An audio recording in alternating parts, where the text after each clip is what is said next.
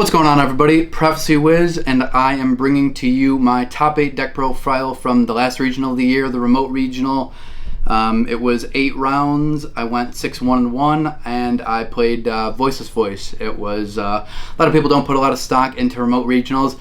I don't put a ton of stock into them either. However, all the people that were Worlds grinding were in it, so it was definitely a stacked tournament. And yeah, I definitely want to share this list because it's pretty good. So yeah, let's get right into it. Also, do you have any shout outs, sir? Yeah, so I will shout out my girlfriend for always being cool about me playing literally every single day. We live together. She's the best.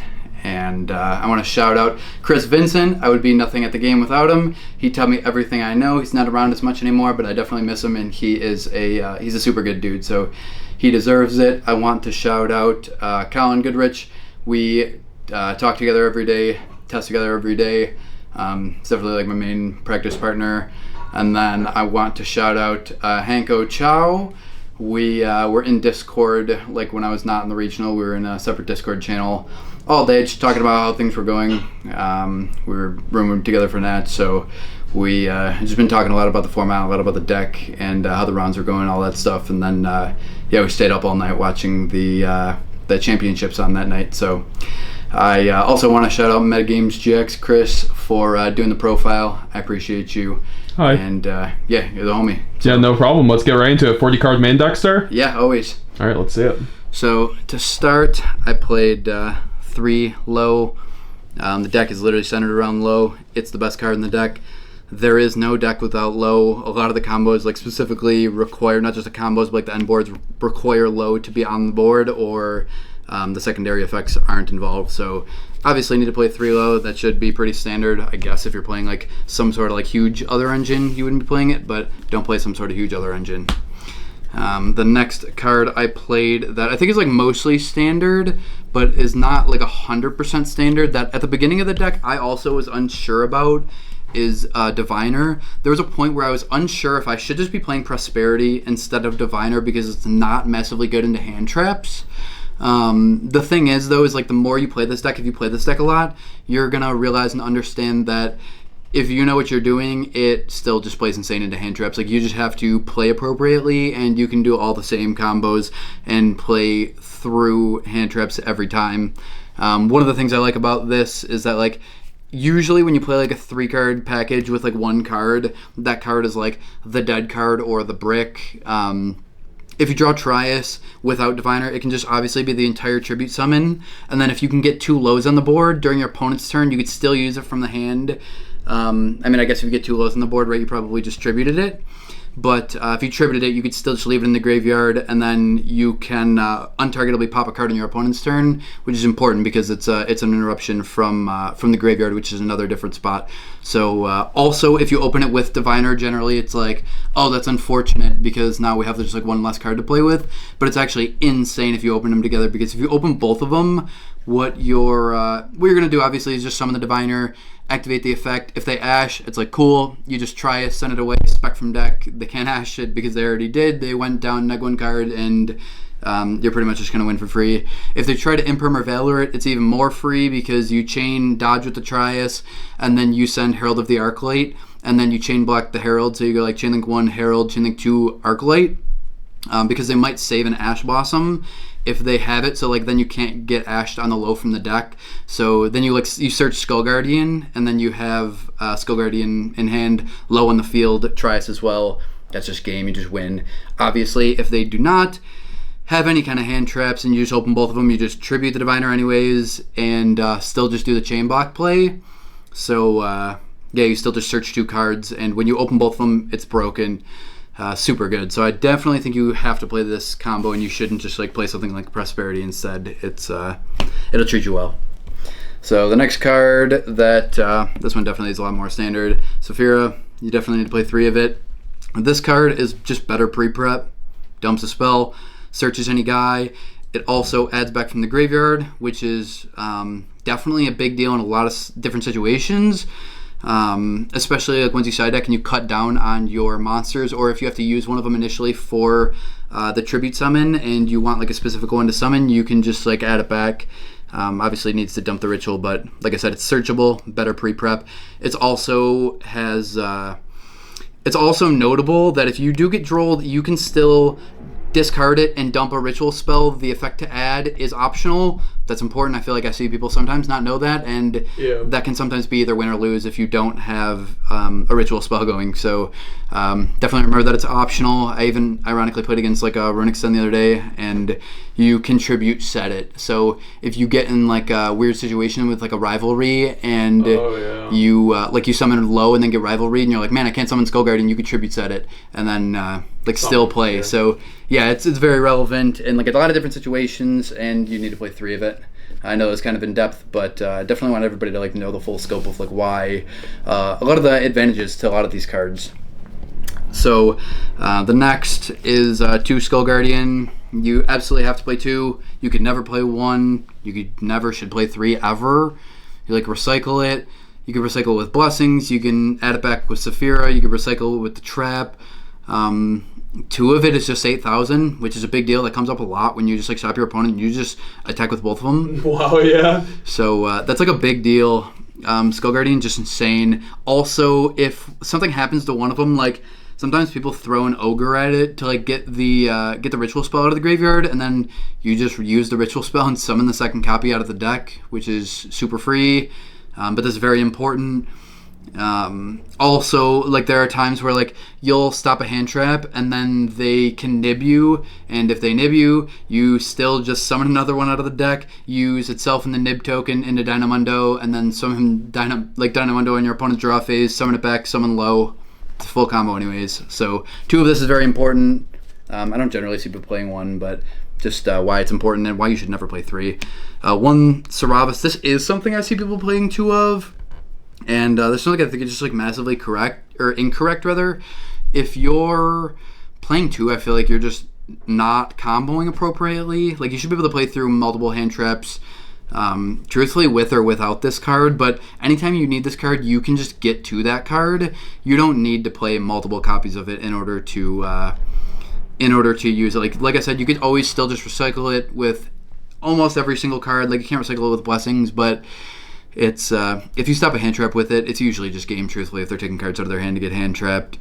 You never find yourself missing the second. Yeah. Not even close. So like a lot of the people only play that, where like I play Pendulum Graph as well, which is sometimes a little different. Some people main deck it. Why do you like main decking it? So like the one thing that's a bit different about the way I play this deck versus how everybody else plays this deck is I generally do like the full 1 card combo, and I get the Pendulum Graph off of the Skull Guardian. So I think that that's actually super important, because even though a lot of the top decks do like Inherent Summon, which Saravis is super good against, like Snake Eye and Yubel. That's definitely super relevant. However, every deck does not. Like if you're playing against something like Branded and you summon Saravis, it just is something that does not do a single thing. If you play against the Mirror, it doesn't do a single thing. Like there's such a mass majority, and there's still so many decks that are good that oftentimes you could summon this and it will just not do anything. Every single deck that has any worth at all is going to activate a spell card. If they're not, they're just in deep crap. Like they're just going to lose, truthfully. So yeah, like the Pendulum Graph is insane. It's also insane because it doesn't negate the activation. It recycles every turn. It's just a super big deal. Like there are even times where like I've gotten hand trapped and like think I've not really seen a lot of this out of people, but don't forget that like if you are going to have to pass, there's a lot of merit to putting this in your Pendulum Zone and adding back either a ritual spell from grave or its searches from deck. So if you like get hand trapped once or twice and you can't do a combo or summon a ritual monster, you just need to blessing sit on your opponent's turn for some reason, you can just add it to the spell and trap zone in the Pendulum Zone and get a free ritual spell, and then get it back every single turn, because when it negates, it special summons from the extra deck, puts itself in the zone. And even though this is better against the top 2 decks, this is usually game if you know what you're doing, because this always lines up with something like Snake Eye Ash, and then like they don't really have many good plays after that. Like, this is going to line up with like one for one, the original or a bonfire, and then they're generally just going to lose because, like, how are they playing past that? Because they also have to play past the trap every single time. So, like, my general combo summons this, has, like, both of the spells, and then I summon this on my opponent's turn. So, like, even if you get, like, drop wooded or interrupted on the Skull Guardian, this doesn't also get hit, so you get to, like, summon this separately. So, I think this is very important. I think that, like, people should be summoning this more. It's really good against, like, if you know what you're doing against, like, branded, like, this is just going to line up with Cartesia effect every single time, and then this is going to line up with branded fusion and negates the effect. There's nothing they can do from there. The only play that they have past that is normal summon Albaz and activate the effect, discard for cost, chain trap, pop, it's game. There's nothing they can do. Like, you just have everything all next turn again. So I think this is really important. I think it's just, like, a better way to play the deck is summoning this every time, and then, like, when this is good and you know it's going to be good, then you could summon it. But it's mostly good for non-targeting, to negate targeting effects, so that's why I play one of it, and I play Pendulum Graph. As a branded player, I can certify that this guy has cooked me every time with Pendulum Graph, so definitely is something that can help increase one of your tougher matchups. Yeah, it's definitely helpful against Brandon, and Chris definitely knows what he's doing, so it's definitely helpful against that. So, yeah, onto some of the spell cards. I play 3 Barrier. Not really going to go in depth about this. You play 3 because you want to draw it. It's as simple as that. You play 1 Blessings, 1 Trap. Generally, you could just, like, low for Barrier for Blessings, and then like, do a recycle with Blessings, and then on your opponent's turn, you summon the other ritual monster to play around, like, interruptions, and then you send the low, summon back low on your opponent's turn, have the trap, and then you have all 3 every time. So you only need ones of these because you just set them from the deck. Like, that's the best way to get to them. This one plays on its own. These ones do not. So it's pretty self-explanatory. It does kind of blow my mind that people played the deck before this card was out, because I think the deck's just completely unplayable without this card. It's the one. I've seen some people not even run it, actually, so you think that's uncuttable, like, for sure. Oh my god, yeah. Yeah, I think that this card, like, I think there's just no deck without this card. If you do not play this card, then the deck is just not good at all. I think it's, yeah, like, tier 4. The backbone of your deck, kinda. Yeah, like, I think this is the best deck, genuinely. If you know what you're doing and know how to play this deck really good, I think this absolutely can actually be the best deck. And if you are not playing this card, it's like tier 4. So, yeah, I think that one thing, if you have noticed at this point, now that I went through the monsters and I kind of explained this, is I didn't play the old man that everybody else does kind of play. That was, like, one of the spicier things. I've been, like, not playing it for, like, 5 weeks. And so have you missed the old man? What's your theory on not running it? Never, not even a single time have I missed the old man. Like, the old man only summons, so you end with Skull Guardian every single time. The only thing the old man does is, like, pull a Saravis out of the deck that, like, oftentimes just isn't even that good. If you can pull an additional monster out of your deck, oftentimes you just want to summon IP rather than rather than the old man. Like, the old man is just an absolute brick. Every time I would lose with this deck, it would, like, genuinely, that card was one of the cards in my hand. Like, it's not even like it was, oh, it's 100% unsummonable. It's just tended to be that way, and you just don't need it. Like, if you know what you're doing and you can cycle appropriately, I promise you will never need that card, and it will be the best decision you ever make if you are playing this deck. Do not play the old man. It's like, it's only good for a few things that you can just mitigate in other ways if you know what you're doing. Like, if you're like, it's good for Shifter and Dimensional Barrier specifically. Yeah. Like, that's 2 cards. They're good cards, but there are so many combos that you could just play right through those cards either way that you just don't need it. That was the best decision that I have ever made with this deck, is not playing the old man. Everybody's like, oh, you gotta play it. So at first, obviously, I tried the deck that way, but once I, like, knew what I was doing with the deck myself, I was like, it's just one of the only cards in the deck that's bad. And, like, obviously, like, being a ritual deck, it's, like, in theory subject to brick, but knock on wood, but this deck literally never bricks because I'm not playing brick cards.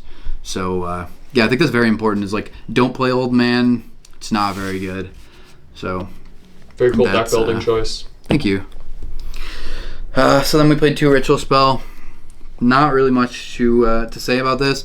Never play, like, sometimes I side into one, truthfully, and, like, side out one going second, but like, you would never main deck just one of it ever. Definitely need to main 2, but never play 3 because it's like one of the worst cards to draw in the deck.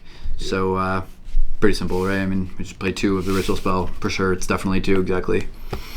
Then for the good stuff, for some of the like competitive advantages to actually like playing this deck outside of like having the combo be nearly unbeatable when you go first, I played 3 copies of pre-prep.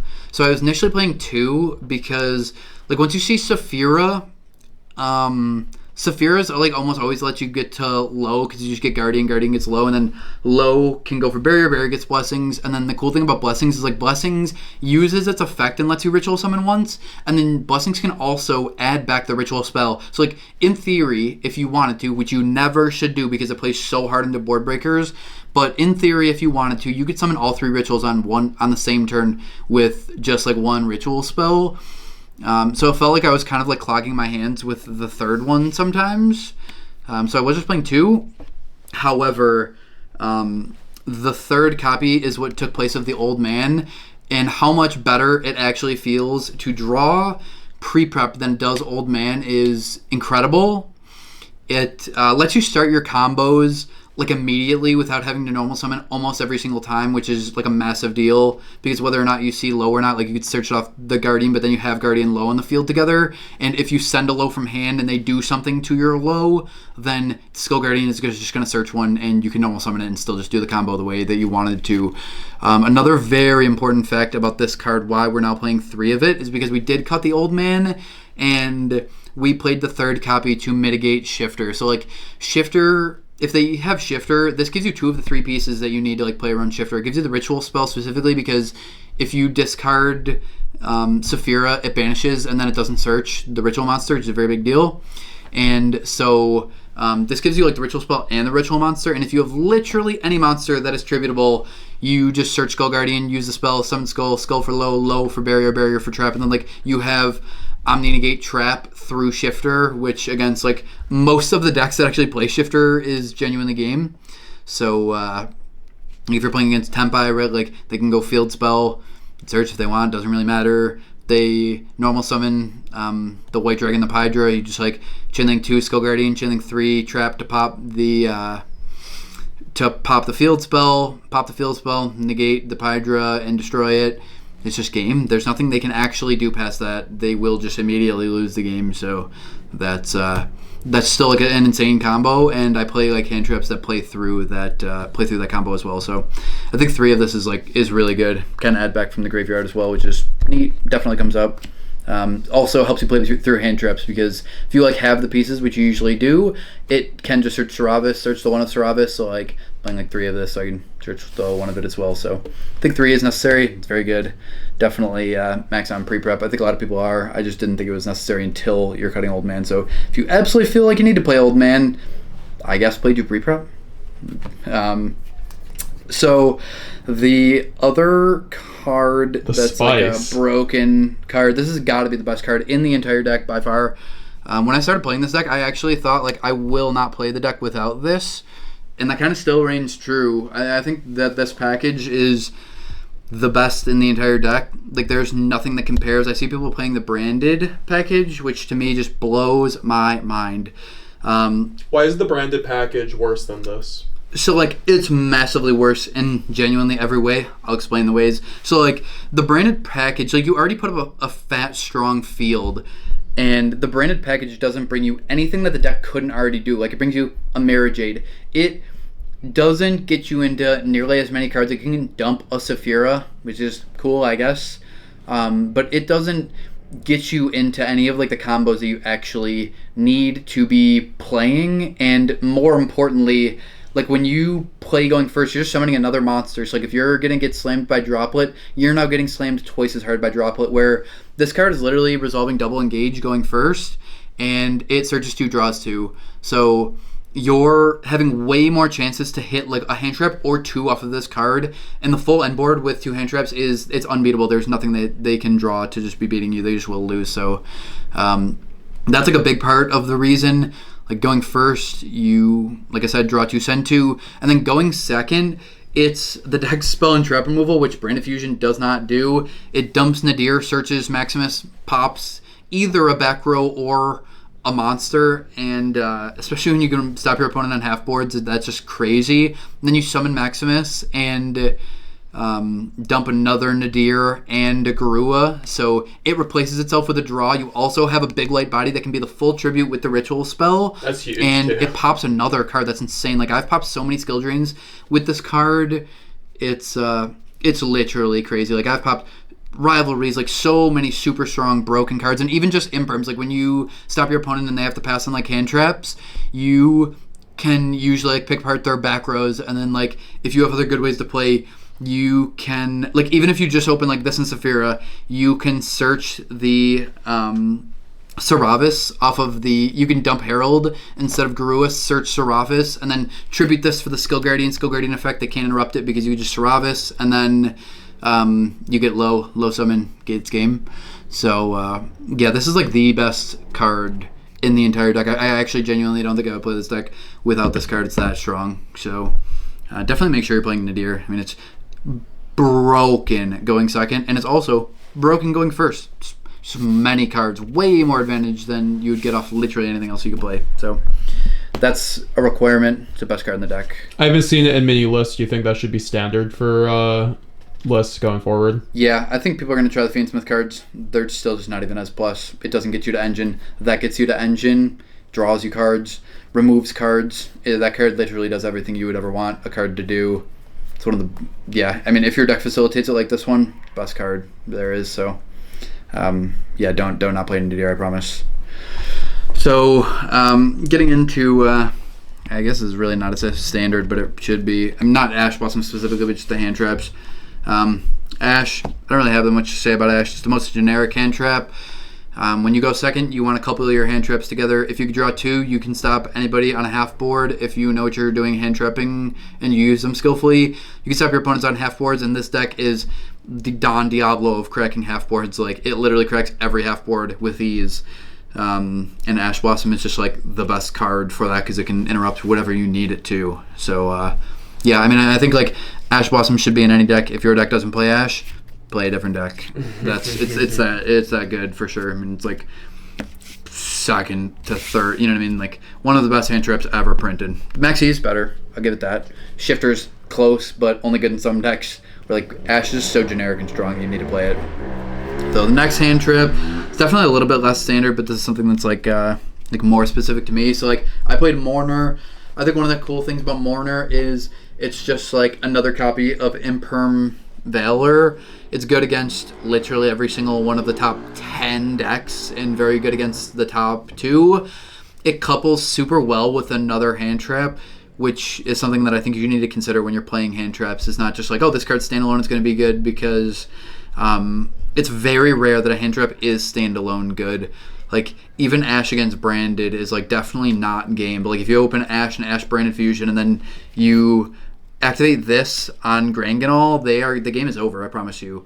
Like, this card's super good against literally everything. It's good against Snake, good against Yubel, every deck. This is a very good card. It's corny in time and funny, but yeah, I would play this because it's good against everything. So. Yeah.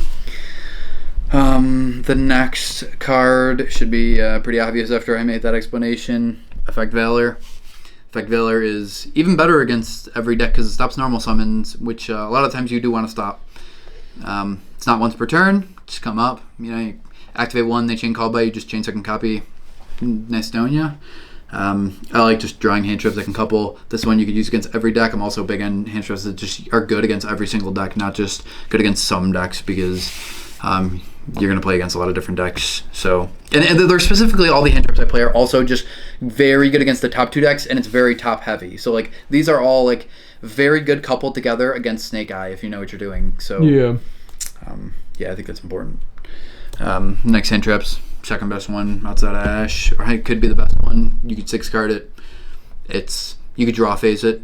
This card's everything you would want in a hand trap, right? I mean, Imperm's nuts. So definitely make sure you're playing Imperm right away, movable, and the rest of the 3 of those we're definitely playing Imperm. It's crazy. So Imperm is a requirement. Not really gonna say much about it. Just if you're playing these hand traps, I just highly suggest. Everybody's got a different style. Everybody's got different ways of playing and deck building. It's one of the cool things about Yu-Gi-Oh! But I do think that this is like the perfect 40 cards. I've been win almost every single locals I play with this deck. Locals doesn't really matter, but I did just go 6-1-1. Just performed at this local, regional. or the regional, and then I played it at YCS India. I started 5-0, but I picked up the deck 3 days before the event, so I just there was some like little stuff that I was missing, but since then I win almost every single time I play this deck, so it's really good. This deck is insane, and I would suggest playing exactly that. So The extra deck. yeah, let's get ready and do the extra deck Anima. It's important for using low and going into SP plays mostly. Should be pretty self-explanatory. I feel like everybody just plays this card in this deck, and I use it often. Every tournament I use this. So that's Animator. These two cards, they go hand in hand. I don't see like everybody using these, but especially with Droll coming in the format, like next format, it's insane. If you say like low Skull Guardian, you could just low for blessings and then send the low into the Almirage, activate the blessings to add back low, and then send Almirage into Gardena, and then trigger the blessings effect because the non-ritual was summoned, and then send the low from hand that you added back, summon Skull Guardian, and then low 1, Guardian 2, Guardian can search Pendulum Graph, and then the low is going to summon back, and now they have a window to Droll. You have an Omni Gate, so you literally can make a Droll if you play that combo that way, and if you do, like on your opponent's turn, right, you just use the blessings that's already on the field to tribute the low, summon the Pendulum Graph, activate the low to activate the trap card, and then you have like the 3 interruptions, super strong. So definitely play both of these. They're important for like that for other reasons. So like another reason that these are really good is because, so like another thing with the branded package is you have to play like a true actual brick, where if you draw Albaz, it is horrific. It is just the last card you ever want in your hand, ever. It doesn't do anything. So if you open, like there have been times where I open like Maximus, Ash, Double Mourner, Imperm, or something corny like that. That sucks. However, you can like normal summon one of the Double Mourners, just send it any literally of the hand traps that we play except for Imperm, obviously. Send it into this, send it this into this, and then banish the Almirage from the graveyard to summon the Maximus, and then Maximus effect to dump like whatever you feel like you want. So like you can go, I would probably go Garua 2 and then Herald 1 to like draw and then search, like see what you draw and see if it's going to be good enough to possibly play. So like if we draw Safia, like all of a sudden we're playing. That matters a lot, right? We're not searching a ritual spell. If we hit Safia, we're searching probably Saravis, because they like let this resolve. So we're going to like then Safia for Skull, summon Skull using the Maximus, and then like just do the full combo anyways. So that's really strong in my opinion.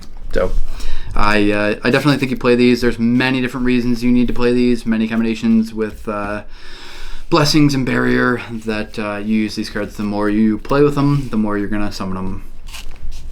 Then we played 2 Dynam Mundo. This is one of the mistakes I made at YCS Indy.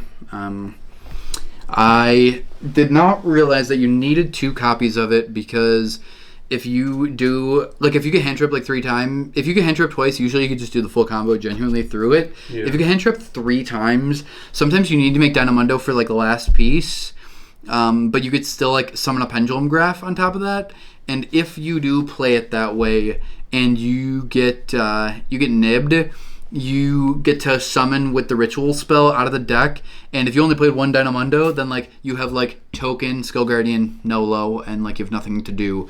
If you get nibbed there and you have the second Dynam Mundo, then you just send token and thing into Dynam Mundo. Like I said, it's there are definitely like a decent amount of times that the second Dynam Mundo comes up. It's more like mid-game, grind game. Like if you summon one in the first turn and then like you want to use one for interruption, you could use it. I play IP, and you can actually IP on your opponent's turn into Dynam Mundo to shuffle back additional resources that you might want back in the deck, and then just like interrupt another card as well, get back some stuff. So super clutch, yeah. Yeah, very, very standard as 2 of, I think it should be. I thought 1 was good for a while, but then I needed 2 of it, and it was like I win or lose the game based on having 2. So I played IP. an SP. This package is really good. If you open Diviner, you could just make IP on top of your hand board, which is going to just be like 2 more interruptions, which is SP, which is incredible. You just do the full combo with also just 2 more banishes. So Diviner, if you get hand trapped, is massively worse than low. If you don't get hand trapped, it's way better because 2 more interruptions is crazy. Yeah. So definitely think you need to play this. This is like one of your main things of interruption. Like sometimes you'll summon Dynam Mundo, shuffle back, and then like summon this with the Dynam Mundo, or vice versa. Oh yeah. So both of these are absolute requirements. Need to play them. They're both really good. Then we play Underworld Goddess. The deck has no way of outing big untargetable things, but you have a ton of 2-card combos that are able to like out something. Like if they summon the big Pirelli, you can actually out it with just like 5 different 2-card combos that are pretty simple. So I think like playing something like this is important. Also, if you use the trap and then they get rid of the blessings, you have no way to like out certain things at certain times. I've summoned this like twice in the same like 4-round tournament before, so it's definitely comes up. It doesn't come up all the time, but when it comes up, it's like you either win or lose without having it, and I don't like playing a deck that loses to anything every time. Yeah. Like there's no back row in the entire game of Yu-Gi-Oh that I can't just out most of the time. Like I can out it with either Nadir or the trap card especially, but there are certain monsters that you cannot just out with this deck with its natural thing it's doing or any of the other extra deck cards. So it's worth playing this. You could also IP into this, which is important because IP is a 2, and then you have Skull Low, which is a 3. You have the blessings in hand, and then you can like summon away their stuff into this, and then trigger the blessings because you summon this, and summon Low and Pendulum Graph. So it's really good. Definitely play this. Then I played Meteor Burst. I summon this every game because I blind Pendulum Graph. Its effect is fine. It triggers blessings, which is cool, and then like it can be the tribute for your stuff, which is neat from the blessings. It also is ironically insane against the Tempai deck because no battle phase effects. Lol. So this is good. Like there's just no reason if I'm maining and like summoning every single time a card that summons from the extra deck as well as puts itself in the scale and recycles, that I wouldn't just also play this. It's completely free. It's very good. So also the battle phase effects is like cool. It's come up against like random stuff, and then it comes up against Tempai every single time. So for sure play this. You'll use it every time. Then I played 2 Intis. If you're going second with Nadir, generally you will use both copies because, like I said, dump 1, search Maximus, pop a card, summon Maximus, send the second one and another one of your sends, and pop another card. So you use both. You could also Herald dump it, which if you have like really good hands, definitely comes up. Like there have been hands where I have like Herald and Low with like a way to already play. I just normal summon Herald and dump this and see you later. Also, there's like an interesting interaction where like if you do have like a dead hand trap, because we like side a bunch and do main sum, like you can Diviner send this, and then it's a 6, which is just 1 level under, so you could use like Valor or any of the other ones, and then Safia for Skull, and then still like dump this to hit something, and then use the Diviner and hand trap to summon the Skull, and then Diviner summon from the deck. So it's very good. Definitely need to. And then we played. Do you like that one for Malong? Yeah, 100%. It just pops. I think it's really good, and like specifically into back rows, I think it's really, really important. Also pops like just random monsters. So yes, I definitely think that's like required. I think you need to play exactly 2 of it, especially because like Malong doesn't get dumped under Diviner. Yep. So Garua, I send this going most of the time. I send this going first and second. So it's like a really good middle one. If I'm going first, usually I'll do something like Safia to make sure I don't get drolled on this package, because if I get drolled on it, then we just get slammed. But if I don't get drolled on one of my starters, then I usually can just like use the stuff, dump this, search Maximus, draw a card, summon Maximus, and then dump these 2 with the Maximus, and then we'll go chain like 1, 2, search a card, and then draw 1, put 1 back. So literally draw 2.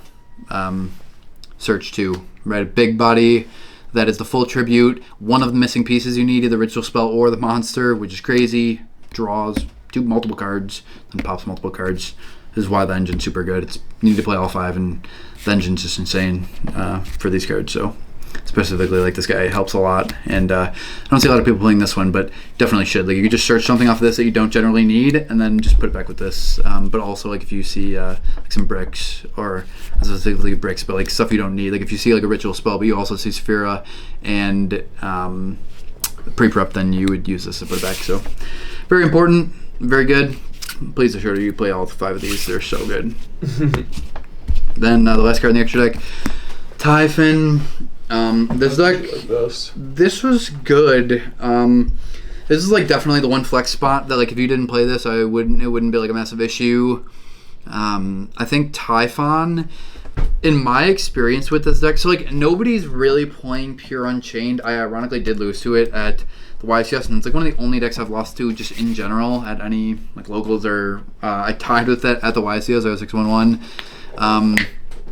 So this card is neat because a lot of the times, like especially if you hand trap them, they'll end on something like Appaloosa Caesar because it's super good against you, and you could just summon something, go Typhon, attack over Appaloosa, bounce the Caesar, they'll like set the trap, and then you can go Barrier for Blessings, and then Blessings on your opponent's turn. You'll have to summon like Saravis because Skull Guardian obviously won't be able to get its effects with this.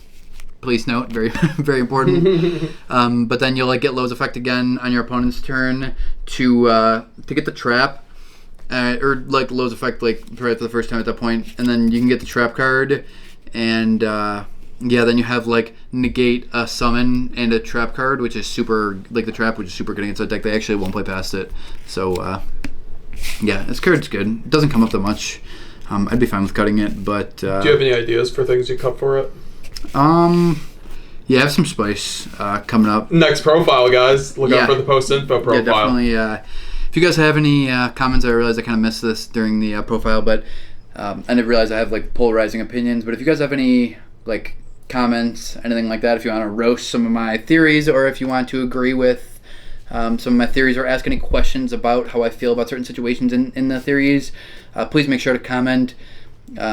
I was posting Call of Duty on this channel, but I'm definitely a lot better at Yu-Gi-Oh! And I'm going to be moving the channel to Yu-Gi-Oh! I'm going to be doing Yu-Gi-Oh! Related content every other day, all year long, with no exception. So we're going to be posting every other day, different Yu-Gi-Oh! Content. So if you like the theory, if you want to talk some theory with me, I'd appreciate if you liked, subscribe, that'd be huge, and drop some comments on kind of what you think. So follow them on Twitch as well. All the links down below. Yep. So I'm gonna get into the side deck now. I know the video is kind of long. I just want to make sure I give everybody all the appropriate explanations. You know, if you're brand new to the deck, I hope it gives you like a good baseline and teaches you kind of like some of the ways to play the deck and the situations. And then also, if if you wanted some in-depth and you're trying to get better with the deck, I think that this can also help. So for the side deck, I played 3 Judgment.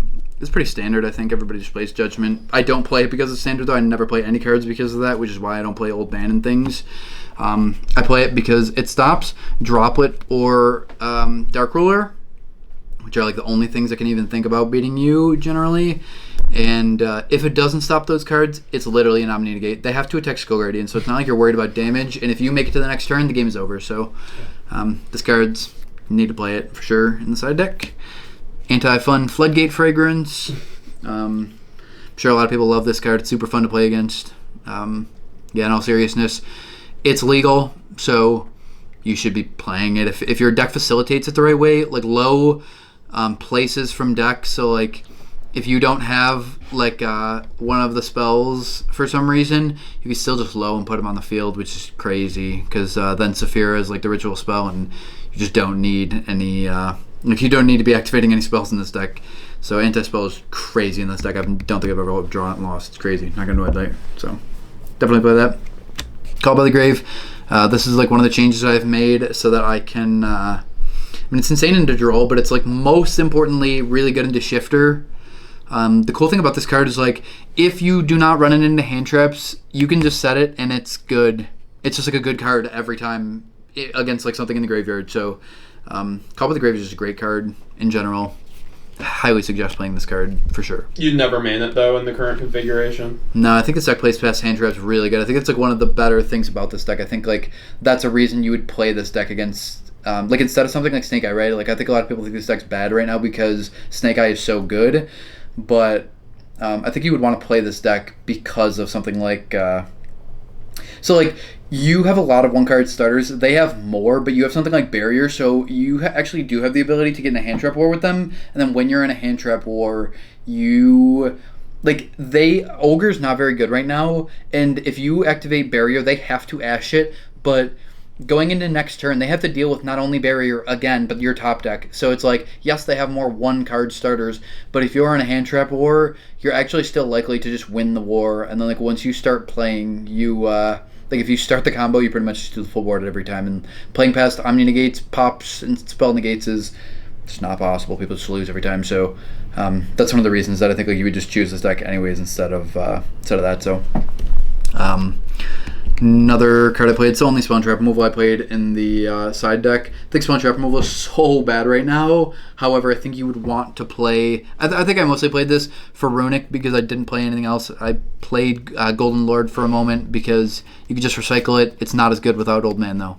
I think if you're playing Old Man and you're absolutely stuck on you need to play Old Man for some reason, play Golden Lord, one of it instead. Maybe two, but probably just one.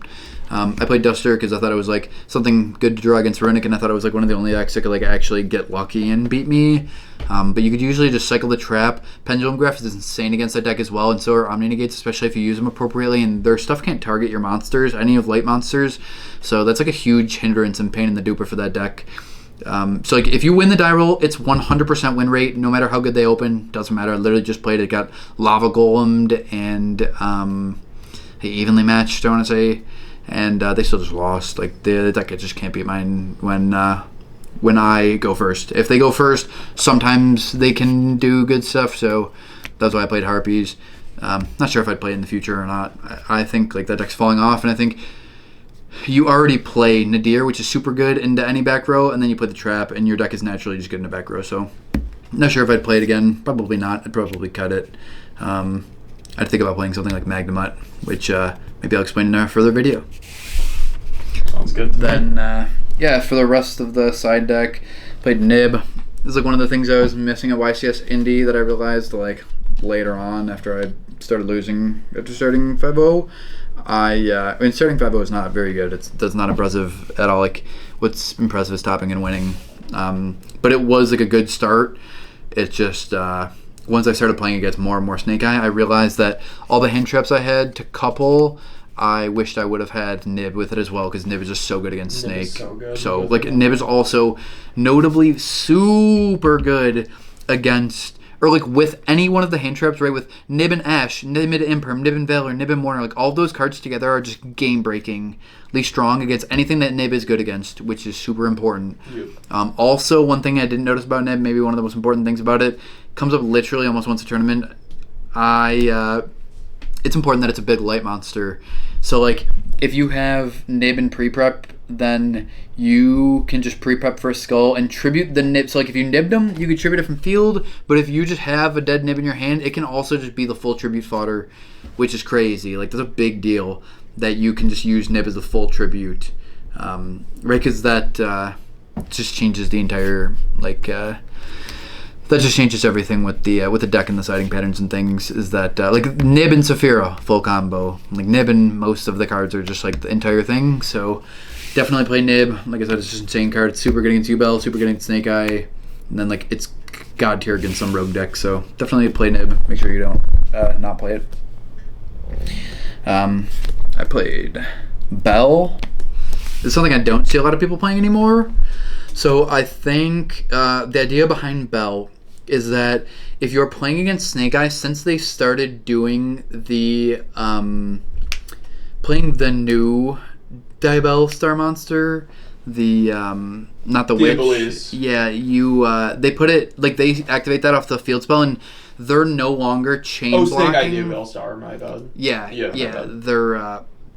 They're not chain blocking the Flame Bridge anymore. So Like when you just like bell the Flameburge, it's actually game breaking. Like they're just generally probably going to lose. If you're going into Nats and you're watching this profile and wanting some insight, obviously it stops Flurry, still stops Flameburge, which is insane.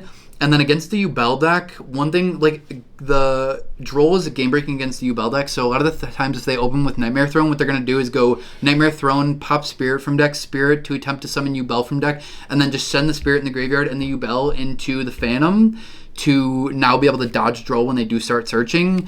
And when they go Nightmare Throne, pop the Spirit effect, you just bell that immediately, and they have to play into the rest of your hand traps, which is important, right? Like those are like the two biggest combo decks, and it has like specific very strong interactions. Also, when you're playing against Snake Eye, if you're in a hand trap war, like you open multiple hand traps, which after siding we have 21 hand traps in the deck, which I don't see a lot of people doing, but it's absolutely correct. If you're in a hand trap war and you open a bunch of hand traps and you pass them, if they top deck something like the Wanted, you just bell Wanted, and it just continues to trade and like force them to like pass. So just has tons of good interaction. For playing against Melodious, that I don't think is a really good choice right now. However, I do think it's very good into hand traps. Plays a lot of hand traps and is super good into hand traps. Like sometimes they can play best too. It stops Ostinato, our friend. So that's really cool. I didn't play a lot of spell and trap removal, so it's ironically like a god card against both Lab, and it's super good against Runic because it just stops the shuffle back effect of the field spell. So in the mirror match, it stops Safia pre-prep.